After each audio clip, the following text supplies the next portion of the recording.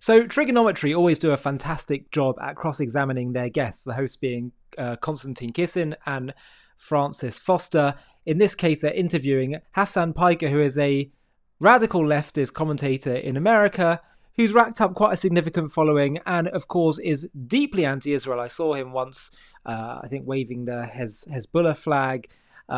He is very hostile, and they didn't want to speak to him about that at all in the interview. It was more about his views on communism and leftism and all that kind of stuff.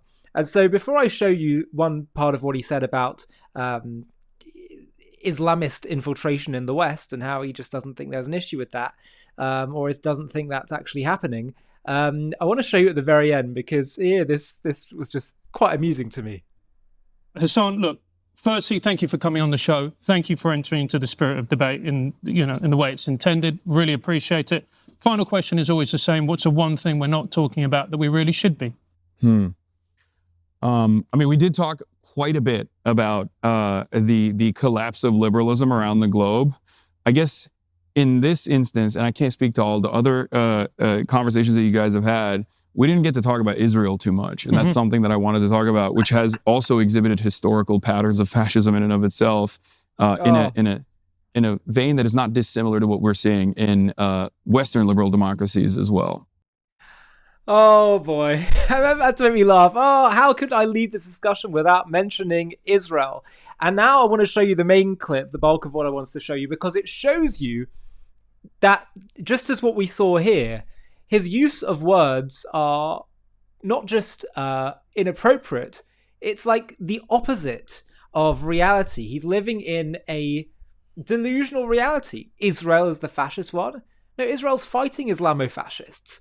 And the West that say we want to stand up to radicalism and extremism in the West, they are somehow now, in Hasan's mind, the extremists. Anyway, let's show you how this manifests at a whole political level in terms of his whole political philosophy, because it's actually really important that we fight back against words and labels, because otherwise you allow people like Hasan to dominate the conversation, to intimidate people from speaking their minds, and more importantly, you actually end up putting a target on the backs of those who actually are standing up for good, decent, moral values. Anyway, have a watch, and I'll see you on the other side. You're Venezuelan originally, your family came from Venezuela, your family came from the USSR. You guys are the most British people I've ever encountered. I have a very British face, yes. You are correct. Yeah, exactly. You're British to the bone. Yeah. And yet your families also came from countries that were somewhat far away from England, right? Yeah. And I'm Turkish. I grew up in Turkey. My whole family lives in Turkey still, with some exceptions. And I would say I'm pretty assimilated to American culture. I grew up being fascinated by American culture. I grew up consuming American pop culture, as do many people all around the world. And what I always find interesting is when people focus on the newcomers, to say that this is actually destroying the social fabric or social cohesion, not realizing that there are a ton of polls conducted on this stuff. I can just speak for America, especially, where by the second generation, assimilation is almost complete. And by the third one, it's like virtually impossible to distinguish in terms of performance, educational output, and job performance in general. It's just like everyone becomes American. That's not true in the UK, though, unfortunately. So if you look at, for example, Islamist radicalization, second and third generation Muslims are much more radical than first generation. Yeah. So we're not, that's the issue that a lot of people in Britain are concerned about, is not everyone's assimilating the way that the three of us have done. So here's the interesting point about that. Well, two things I want to address. First, like I said, people assimilate, and they become a part of the some people normal forces of society. They become a part of the culture, or they bring some aspect of their culture into British culture. You know, they change the cuisine, and people seemingly enjoy it, even if they also simultaneously go attend an EDL rally and then, get a little quick curry afterwards, or a little kebab on the side. But beyond that, the reason why people are angry is always going to be because the trains are not running on time, because the NHS is improperly managed due to underfunding. That's what I believe. I think it's always an issue of underfunding, where they're not getting the same services that they once used to, and also things are becoming more and more costly. So in that anger, it's much easier for them to be guided by the right wing forces to turn around and say, you're angry and you're right to be angry. And the reason why you're angry, the reason why all of these things are happening, is because we are importing all of these random strangers into the country who don't speak your language, who you are scared by. And that, I think, causes division, and it causes friction that makes it harder for people to integrate. And that is part of the reason why I think, especially in a place like the UK, you see a little bit more of this resilience towards full-blown integration into society.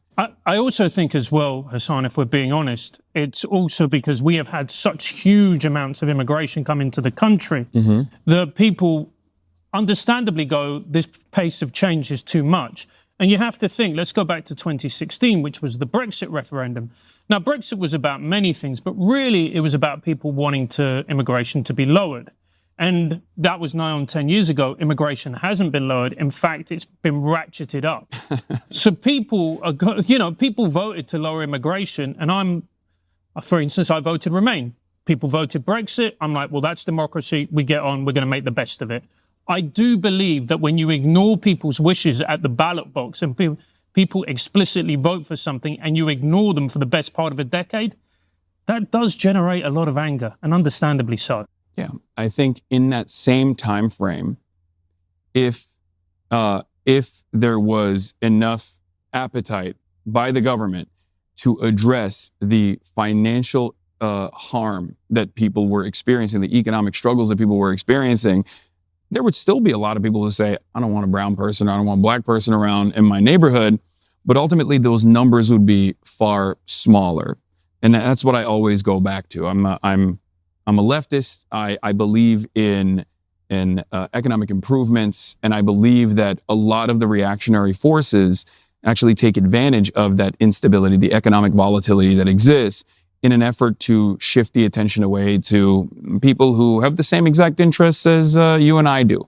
Because ultimately, I don't believe that anyone is coming into the United States of America or the UK, as a matter of fact, because they want to bring about a Salafist-style Islamic caliphate in London.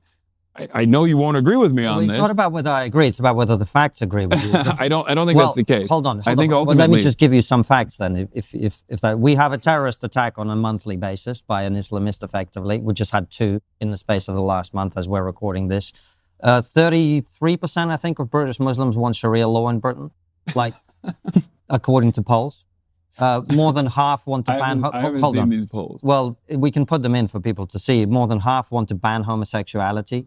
Right? So when you say people aren't coming in to introduce an Islamist stuff, well, some of them want to if they're in a position to do so. We have 5 MPs who are effectively elected on a sectarian ticket, like as in we are Muslims, vote for us because you're a Muslim.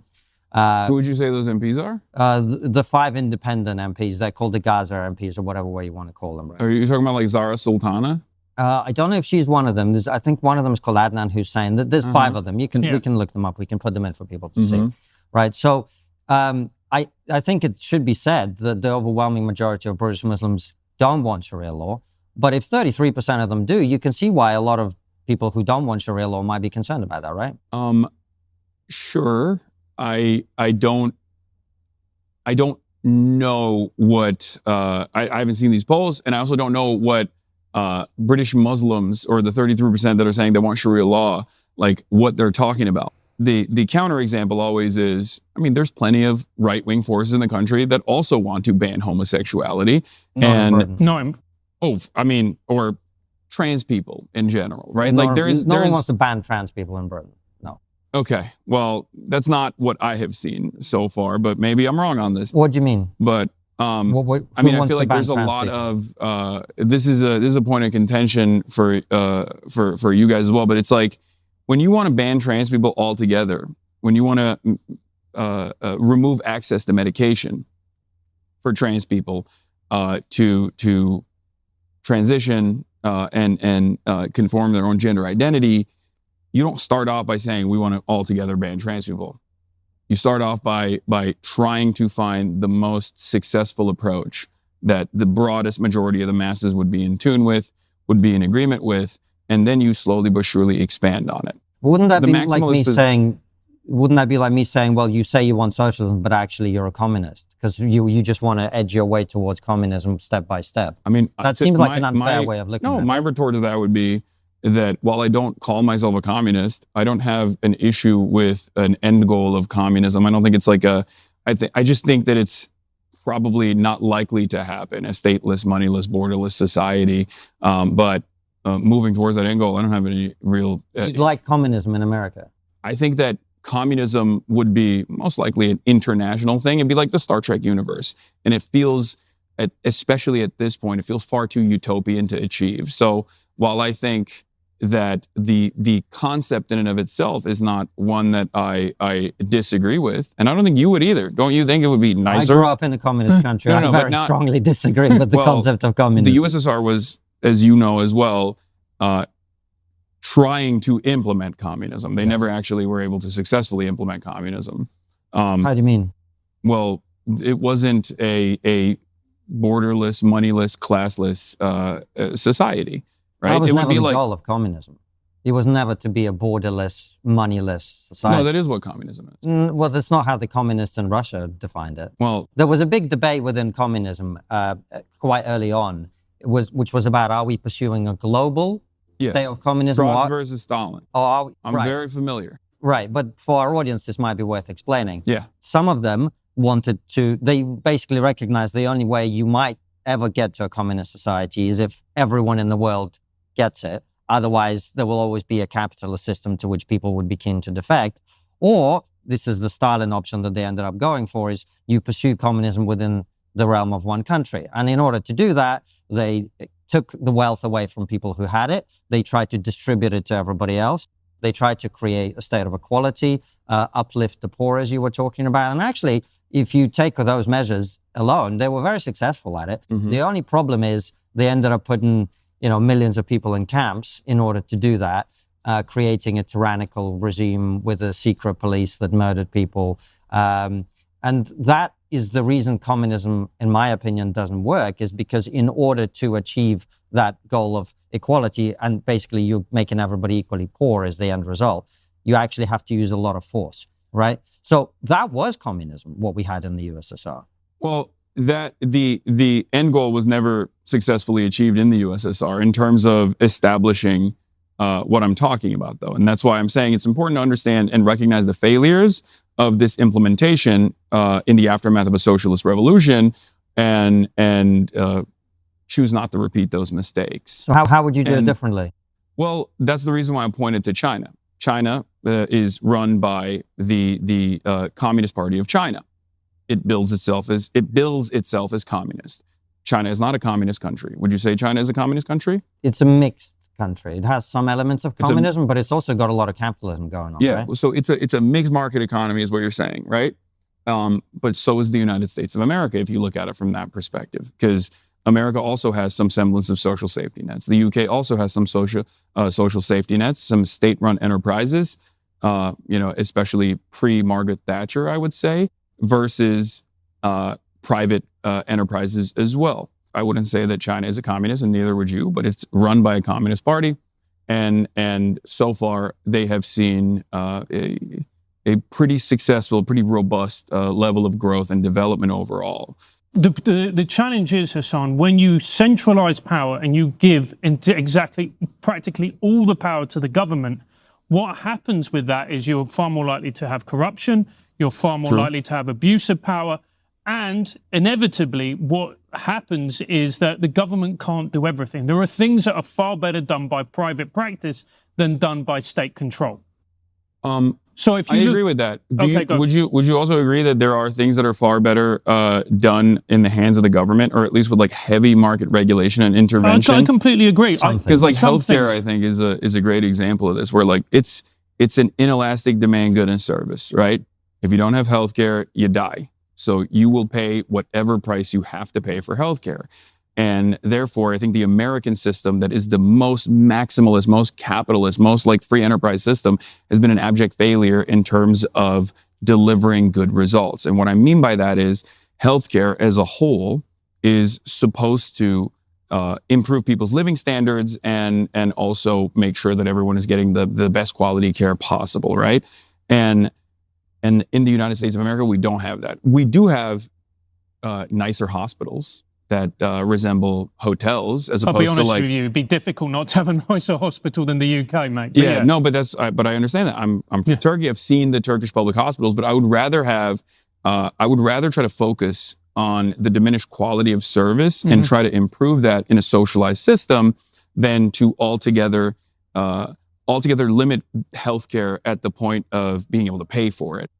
We also experience a similar dynamic. We just don't see it in the same way because it's not the most direct form of authoritarianism, where a lot of people think, well, as long as I can eat a Big Mac, as long as I can watch TV, as long as I can consume porn and gamble on the unregulated crypto currency market or gamble my modest income away, what remains after I give the rest to my landlord, then things are probably fine. And I think we dull our sensibilities in that regard. And I think it's a different form, it's a different mechanism of control that makes you think that you are actually an active participant in this. I mean, I think that's quite a stretch, Hasan, with all respect, because the difference between, we talked about some societies that have attempted to pursue communism, China, the Soviet Union, Venezuela, etc., right? The difference between those countries is not that they can't eat a Big Mac. The difference is that if they criticize the government, in Russia today even, but of course in the Soviet Union previously, you're going to get killed, right? In America, that's not what happens, right? In America, you don't get... We don't know yet. We don't know where we're going to go yet. I mean, Hasan, to be fair, you're a very successful... I agree with you. You in China or in the Soviet Union would be killed if you were critical of that regime. I would definitely be jailed. You'd definitely be jailed. Yeah, so that's the difference between these countries and America. It's not a Big Mac, it's freedom. I found some of your comments really interesting about Luigi, and I'd love to talk to you about them. So you said, and correct me if I'm wrong, push back on me if I'm wrong, that you think that he's innocent and unfairly maligned. How did you come to that position, if I'm correct? Well, I mean, that's a meme for the most part. But, okay. But what does it mean? It's a meme. We're like the we're notion, not boomers, but we're like elderly millennials. The notion that someone is innocent until proven guilty, or that he wasn't there, it's like a common thing that people do on TikTok and elsewhere as well. But you don't think he's innocent? Well, I don't know. I don't know if he's the one that actually did it or not. We'll see once the court case finalizes. But is he... Sorry, I may not understand what meme means in this context. Like, I guess what I'm asking is, when you say he's unfairly maligned, do you believe that or not? That's what I'm asking. What I mean by this, Americans are very draconian. They're very black and white. It's like, you do a crime, you get punished, and a lot worse than you would get punished elsewhere, right?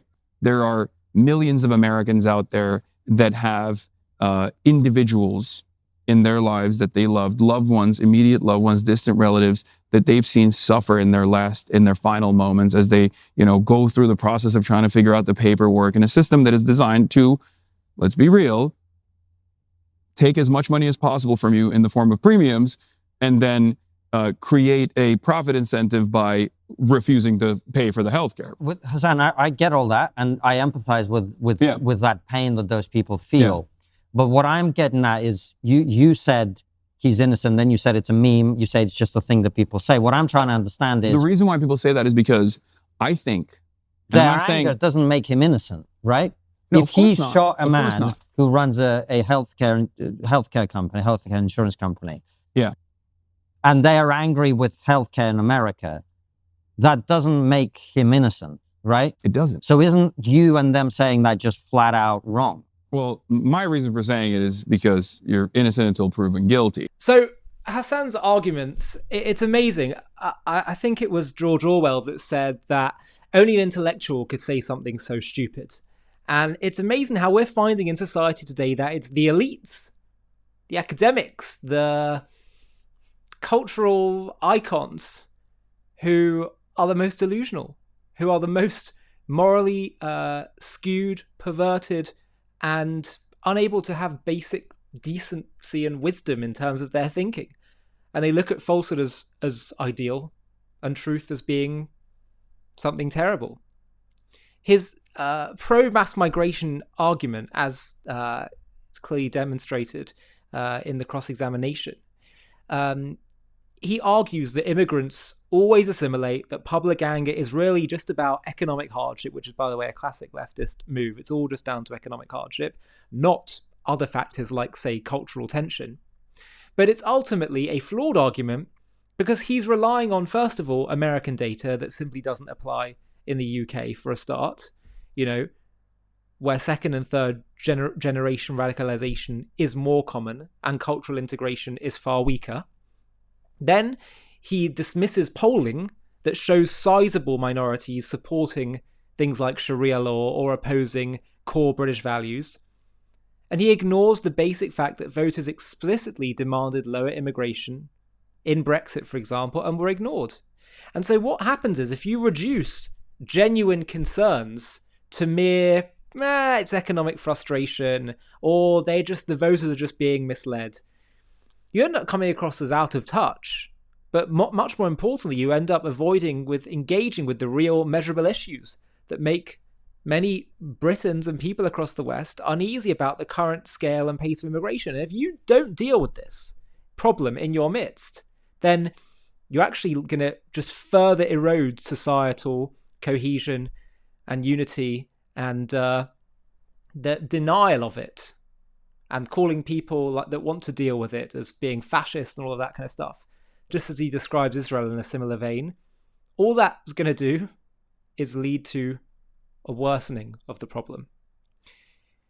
So if a society comes to a place where it cannot justify in its own moral paradigm, it cannot justify dealing with its extremists who are utilizing all the benefits of Western society in order to destroy it.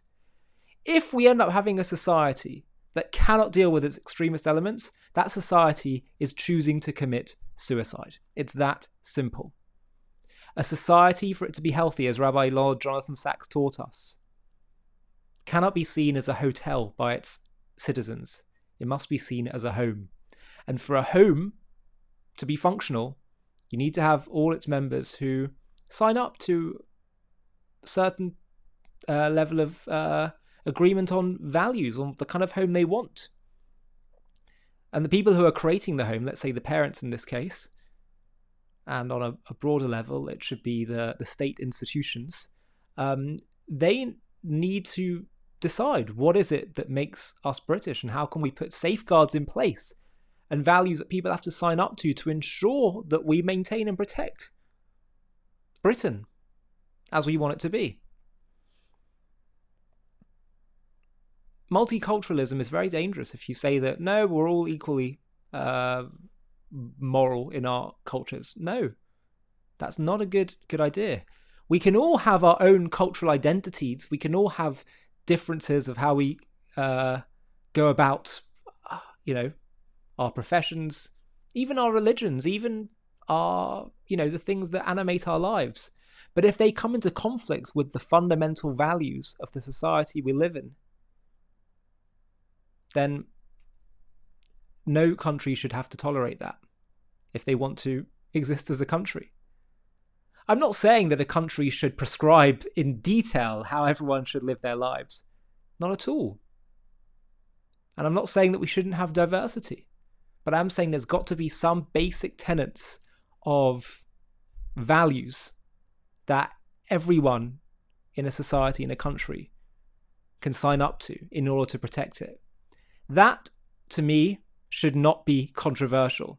And if it is controversial, that is precisely the problem that we're in. Qatar, a gleaming nation on the Arabian Peninsula. All glass towers and gold-plated excess, where the super-rich jet in for the art fairs and World Cups, where Western universities open campuses and diplomats toast to partnership. But look closer at the glittering mirage, and the shimmer reveals something sinister. For 2 decades, this tiny state has been executing the greatest con in modern geopolitics, convincing the world it's a bridge between civilizations, while secretly bankrolling the arsonists on both sides. The name Qatar should make Western leaders shudder. Instead, they shake hands with its emirs, park fighter jets on its soil, and call it an ally. On October 7, 2023, the mask slipped, as 1,200 souls were slaughtered in Israel in a symphony of savagery orchestrated by Hamas. The world saw where the terrorist leaders live, not in tunnels beneath Gaza, but in luxury villas in Doha, under Qatar's protection. And as the bodies were being counted, Qatar's leaders didn't condemn the massacre, they called for restraint. This is the untold story of the Gulf's master deceiver, how a nation smaller than Connecticut is playing the West for fools. As you are watching this, billions are flowing from Doha into extremist networks, while Western elites cash Qatari checks and sing its praises.